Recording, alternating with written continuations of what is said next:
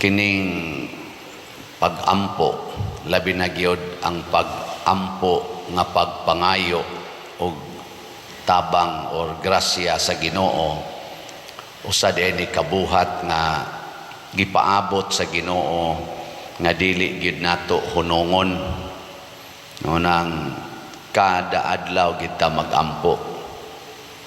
Nya do na pagid siya gisulti dinhi og makita nato nga murag kinibang paglaom nga gidungog ang atong pag-ampo, kanunay gina natong huptan nga wa gi pag-ampo nga dili mapuslanon. Diri ang biyuda sa atong ebanghelyo, taas gyud nga panahon sige siyag balik-balik og hangyo sa huwis, o diya gibalibaran siya sud sa taas nga panahon. Kapila kato siya ni adto nya balibaran, inig adto na sad balibaran. Kamo saman mo padayon pa mog pangayo og balibaran mog mga kanapo na may adto nimo balibad na sad, sunod adlaw adto na sad ka balibad na sad. Mga kanapo nya pakapinan pa gyud kag ingon nga baga ba ni mog naong sa mo balik pa ka di na. Ako ambot lang ka, pero murag upat naman ko katuig sigig balik-balik o baligyag slat naman say magsigig balibad, pero sige lang yung kog baligyan ay uban iyon gialingog-ngugan ako sige nimong baligyag slat pader mupalit na lang kog usa ka slat human sa tulo ka tuig na kong pinaminaw na say uban mo ingon makonsensya man sad ko pader magsige man kag ingon nga pamalit mong slat aron mo malangit nana. So ang kanidi ay gitawag na to humble, persistent in prayer. Ang pagkamapausanon o pagkamakanunayon sa pag-ampo mao gid ni tinuod nga success. Kana bang inigampo nimo ba nya balibaran way ni abot Ginoo mo pasar unta ko sa exam nya hagbong nya human ampo na saga sunod tuig sunod exam take na po ka board ampo kag maayo hagbong gyapon success din na success. Why failure sa pag-ampo nga naman kining pagbalik natog ampo ngadto sa Ginoo mao day nay tan-awon sa Ginoo og basihanan sa iyang pagbukbo og grasya nganhi nato. So sa ato pa og doon na pa kay gitawag og kalig-on o kadasig sa pagbalik og ampo bisan pag wa moabot ang imong unang giampo nya mo balik lang yapon kag ampo mao dinay katumanan sa imong pag-ampo. Ang pag-ampo nato mismo ngadto sa Ginoo maunay katumanan sa atong pag-ampo. Mura mamugwa kasabot. Ngilingi ay mong tupadinan kasabot ka nang gisulti pader. Ang imong pag-ampo maunay katumanan sa imong pag-ampo. Muundang gani kag ampo mauna na gitawag og failure. Kuha mo? Muna yung silang try until you die. Dili until you succeed na kay og di ka magsigig balik-balik o kana ganing himo ana di man jud ka mulampos pero sigihan gina nimo balik-balik yung himo hangtod mahimo jud kang eksperto.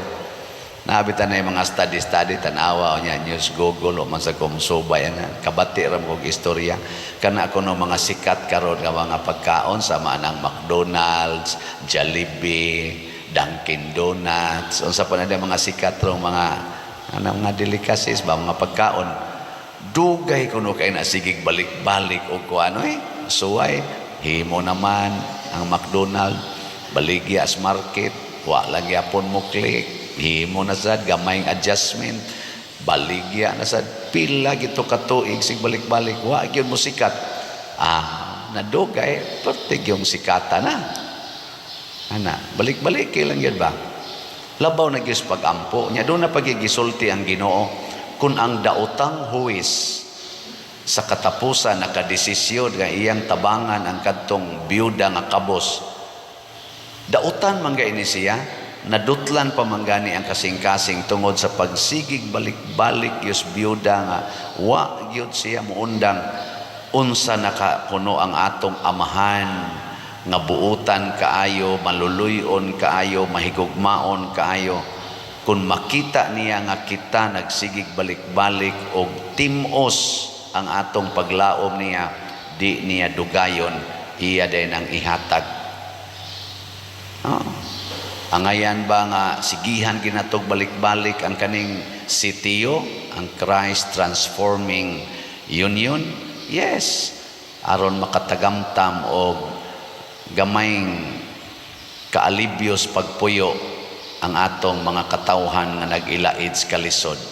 Tiaw mo kanay makahatag ta ng 3,600 ka 5 kilo rice. Ang tao, ang pamilya nga way hapit gikaon anang adlaw matunulan nimo 5 kilo nga rice, murag maibtag tunok nya 3,600 ka mga pamilya. Doon ay mga labing minus 3,600 ka pamilya ang maluag-luagan nga moingon, salamat taon Lord niya giniabot.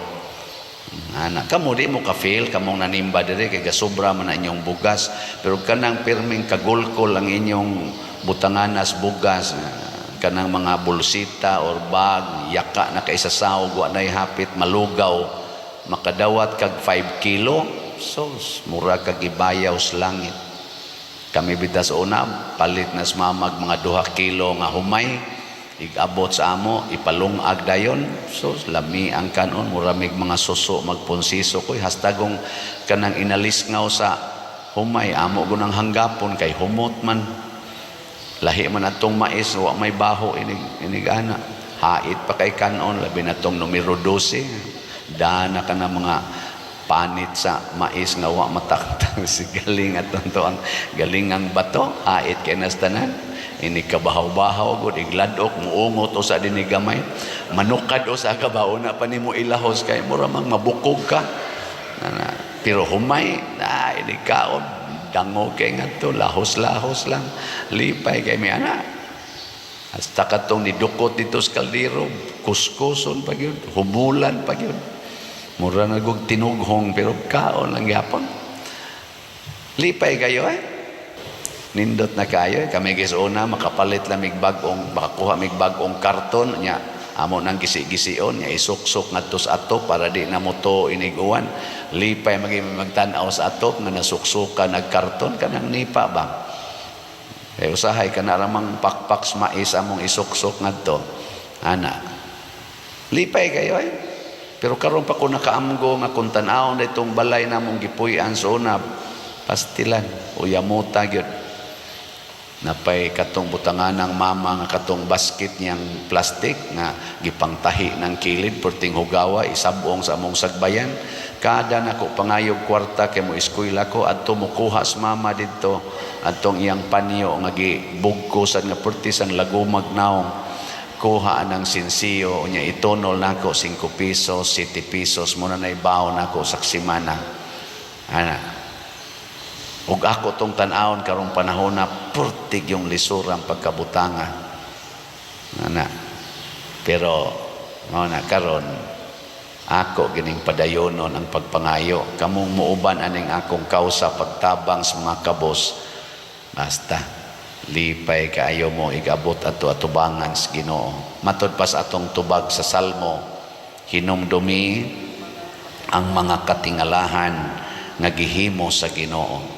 Sa akong kinabuhi, isip kabos, katingalahan na kaayo nga niabot ko aning maong estado karon nga nagsigi na sa kugtabang sa mga kabos. Katingalahan. Pero diin manigasugod sa ako sang padayon nga pag-ampo, sakripisyo, pag-alagad og simbahan. Nagampo ko nga maayo ang panglawas sa akong pamilya, na paralyze na noos papa, sundan pag yung Pedro, sundan pag yung Cleto, punan pag yung nasakit sa mama. Pero wag yung ko muundang og alagad simbahan. Nisod na noon ko seminaryo, bisan pagdaghang mga problema. Ug maoto tingali ang gibasihan sa Ginoo nga gipatagamtam ko gamay niining maong kalipay. Ambot og nalipay basad kamo nga napari ko. Lipay mo? Very good children. Niya karon nga pari na ako na sang gibuhat ang mga buta nga nang sugo sa kaluoy o gugmas mga kabos. Ug wa sad nako ma-imagine nga mahitabo sa ning maong mga proyekto karon nga daghan-daghan na gyung nakatabang nga hinato. Nabitay mga bot diri nako nga mga letter, dili naman ni taga dinhi, all over the Philippines naman ni. Unya makaingon pag yun ko nga dili man ni sila mga basta-basta nga institusyon sa simbahan. Nya nganong ariman mangayo aring gamay kaing parokya na may dagko kay dihang mga parokya nga tagpila na gani nakabukpari nagdala kay dako kayo income pay imo wa ratas kumingking. Nganong wa man isla manghatag og letter ka dito? Di aman di ambot gihatagan sa tingali dito. Ingon ana ba ngano man tungod kay dunay katingalahan nga gihimo ang Ginoo dinhi kanato ug ato ning padayonon hangtod kanus ata gamiton sa Ginoo ug mao na ang gustos Ginoong mahitabo. Si Moses diris unang pagbasa wa siya hisguti pero siya mao'y hinungdan nganong gihisgutan dinhi ang pagkabuak sa dagat nga pula nga nahimong karsada. Wa gani kaabot og tungang gabi nabuak na ang dagat nga pula matod pa diri og miagi sila sa uga nga yuta nga malipayon naglukso-lukso murag mga kabayo kunong gibuhias kwadra. Nganong nahitabo man to tungod to ni Moises nga wa gyud muundang pagsalig sa Ginoo bisan pagtaliwa sa mga persecutions, mga failures. Gidaog-daog pa siya, gipalagpot pa siya sa Ehipto. Sige lang gyud siya sunod sa Ginoo ug nakita gyud ang dagkong mga butang. Una kun magampo ta, ayaw gyud pagkunahuna nga dunay failure sa pagampo. Ang atong pagbalik sa pagrosaryo, ang atong pagbalik sa pagsimba, pagkumpisal, kanang maong pagsalig, mauna na ang katumanan sa atong pagampo. Nya, sige lang yun, sige lang. Bahala na ang stage 1 nga cancer nimo nahimo ng stage 3 cancer. Sige lang yun. Hangtod mo stage 4 yun na. Sige lang yapog ampo. Hangtod yun ibutang na yun kaslungon. Sige lang yun ampo. Niguman ana nimo tuada yoy langit nga way katapusan. Pero kanang magsigi lang tag pangayo sad nya di ta manghatag di sad na maayo. Unsa may gibuhat sa byuda, nagampo siya para sa iyang anak. Pasabot dito para iya, para sa iyang anak. Yang laing sang example kadto sang amigo nga niabot ang iyang amigo way kaon, nangayo siya pan sa iyang silingan. Iyang amigo sad para ipakaon sa iyang bisita. Pero kanang magsige lang sa tagpangayo, yawa gitay interes nga manghatag, mauna nay ighuhulog sa impyerno. So pangayo aron ihatag sa uban. Si Moises nangayo sa Ginoo para sa mga Israelita. Ang atong mga santos nangayo sa Ginoo para sa mga kabos nga ilang gialagaran. Si Bishop Chupilo Kamumot siging ampo sa Ginoo para sa mga kabos nga iyang gihigugma. Hilingi ay mong tupad. Hingna nangayo ka para nako. Hingna ko no. Nangayo ka para nako o para imo ra gid na. Na usahay sad mangayo ta para ato ra gyud, para ato. Ayaw kanang mangayo kita para sa uban. Ako nangayo ko ninyong slots, pamarit mong slot. Dili ni para sa akong bulsa, para ni sa mga kabos karon nga wa pagitaon katilaw o gamayng kalipay in relation sa ilang Pinoyanan o sa ilang mga pagkaon, atong patiglawon o gamay na kalipay. Mao na nangayo ko ninyo. Ako mong nagpakauaw ko aning pangayo kada buntag, pero para ni sa gimahal natong mga kaigsuonan. Nakaila ni sila nako, ang uban nakaila, ang uban wa. Mitahod din ako, kasagaran ani way tahod. Inigingon ako, ayaw mo pagsugal panahon sa pista. Amo ni kusog ay manugal kasagaran ani. Ayaw mo pagdisko. Niging kiay anang pa. Kiay anang lawas igpista. Amao ni sila kusog kayo manayaw diskuhan. Ayaw mo pag-inom, ayaw mo paghubog-hubog, amao ni kusog ay mga malit o kulapo. Oh. Pero sige lang niya po tatag. Kaya nga naman, pinangga man. No? Sige, last nga lingi sa imong tupad. Ingna siya, andam kong mag-ampo kanunay para malipay ka. Sige. Mag-ampo ko kanunay para malipay ka. Nindota, no? Sige, manindog na ta.